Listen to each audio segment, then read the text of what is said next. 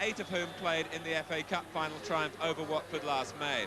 Essentially, it's been a team success so far this season, but one factor most pleasing to Howard Kendall has been the productivity from midfield of Trevor Steven and Kevin Sheedy, who've already contributed 19 goals. With Kenny Jackett moving to left back and Wilfred Ostrom reverting to the wide position in which he started his league career. Watford haven't seen First Division action since New Year's Day when they played Liverpool, but they meet an Everton side with a perfect record in 1985. Barnes, off the bar, bless it! It was the Callahan's free kick, very much in the Watford style, looking for the player coming in at the near post. Southall was beaten out off the bar.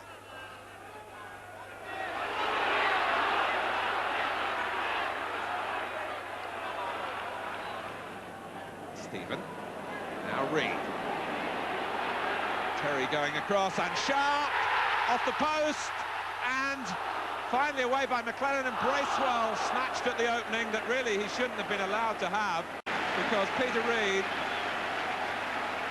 got a good angle here to cut the ball back, and Sharp couldn't quite work it inside that post. Coton was scrambling. McLennan could have given it to the goalkeeper, gave it straight to Bracewell, who was wild in his finish. Steven, and here's Sharp, and here's Sheedy, and Coton couldn't get there, and Terry was the last line of defence.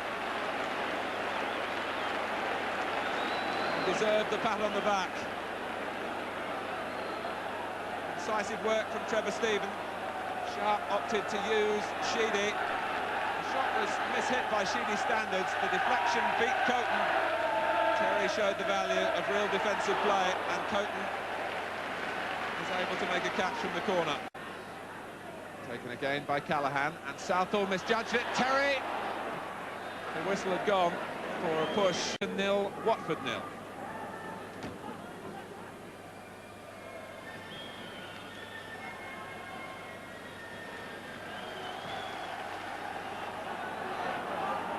Still on crutches, Adrian Heath, with the knee injury that will keep him out, one thinks, for the rest of the season. But the First Division leaders who've scored in every home league game this season.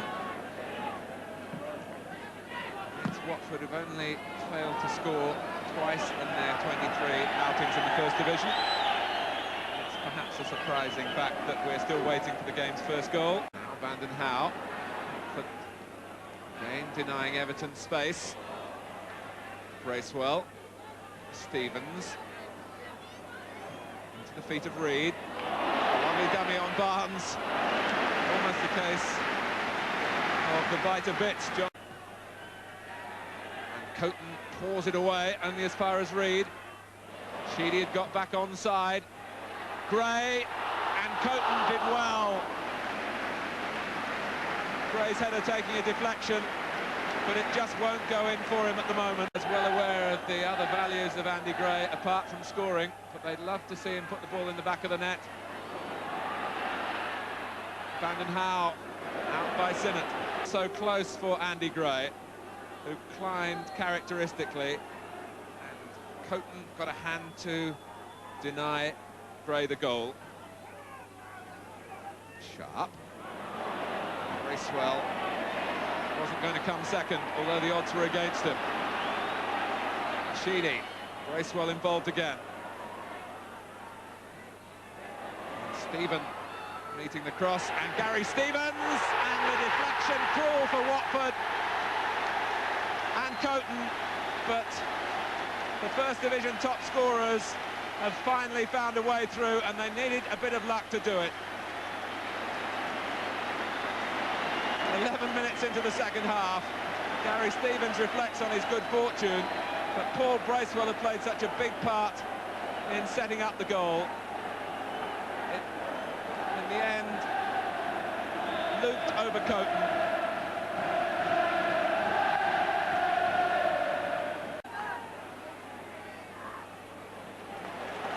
Stevens, off goes Sharp.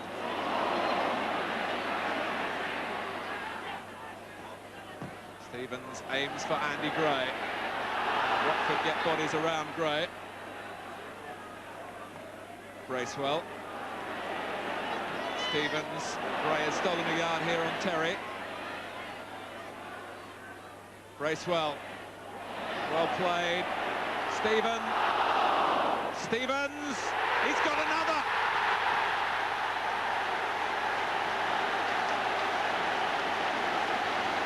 And once again, Bracewell was involved. Tony Coton had no chance. Would have barely got a sight of the ball as it sped through a crowded area in front of the goalkeeper. And Everton, who could hardly muster a goal last season,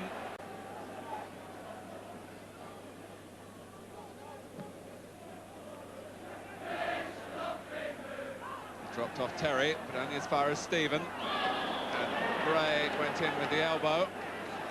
And Terry, who's already had enough damage around the eyes to last him a whole career.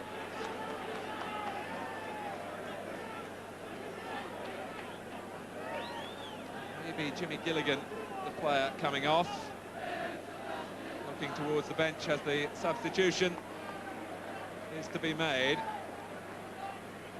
With 24 minutes remaining, and the Dutchman, Jan Lohman, takes his place probably in midfield, and maybe John Barnes will push up alongside Luther Blissett.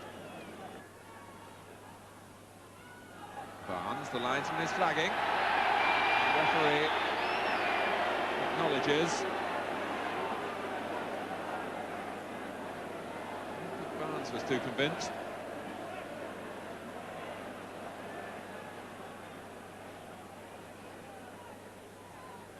Everton, one would think, would be vulnerable to being caught square, but they've got such pace of recovery.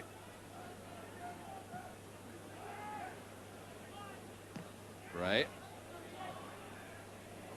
Here's Sharp. Now Stephen. And Sharp again. Reed. Could hardly blame Gary Stevens if he wanted to have another crack. But more sensibly settles for the cross. Gray did well to make something of it. Sheedy. And finally it was Vanden Hauwe. Probably feeling a little bit resentful that the right back has scored twice. It's whetted his appetite.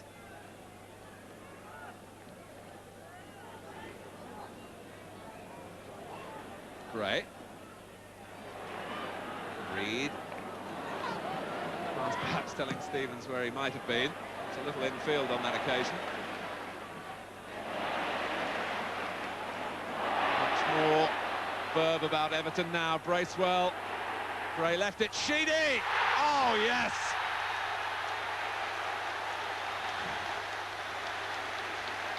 Sweet as you like.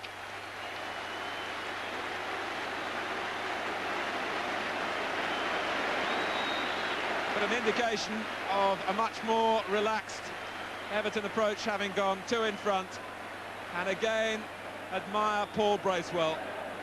He left John McClelland, and Andy Gray, who might have been tempted to go for the cross himself, let it run, presumably on a call from Sheedy. And what a perfect view of almost the perfect goal.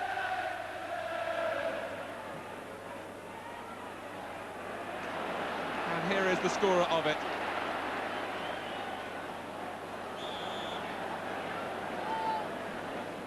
So with 20 minutes remaining, Everton lead by 3-0.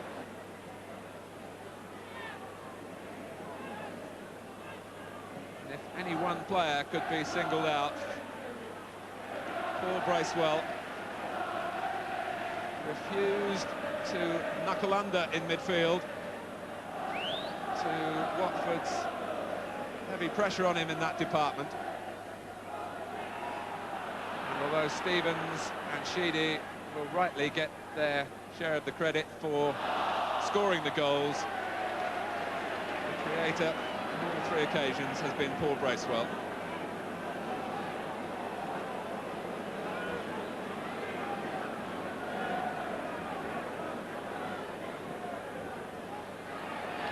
Bray. I think the one thing every Everton supporter would want now would be for Andy Gray to score, but it's Bracewell. And now Ratcliffe. It's an onslaught. And it's so nearly 4. Ratcliffe, in fact, can smile. I don't think he saw the linesman put up a flag, as Everton players following in and straight offside.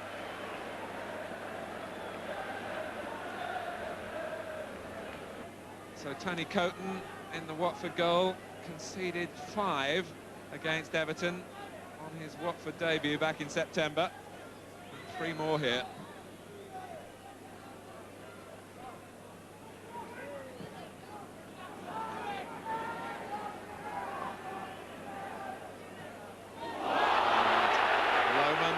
His name taken. He left a foot in after Stephen had taken the ball past him.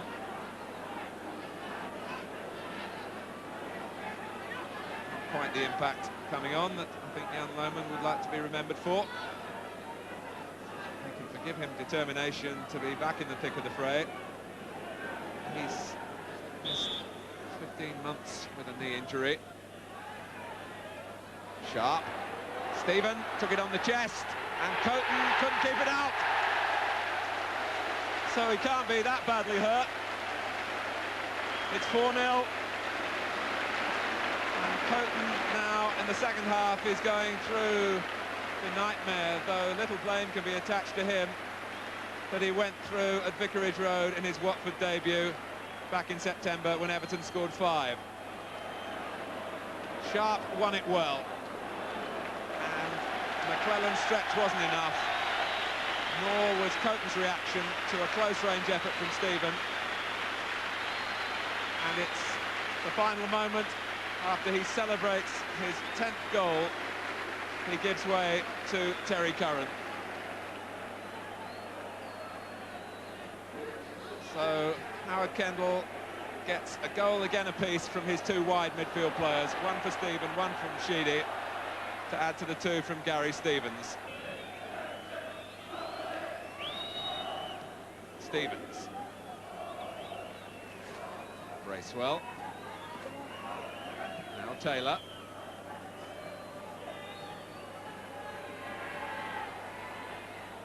Barnes and Callaghan plotting for the last.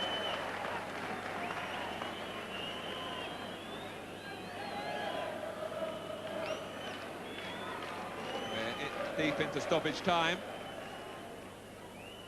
Sinnott. And in comes Blissett.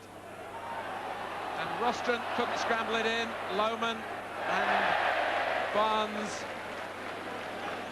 really typifying Watford's day.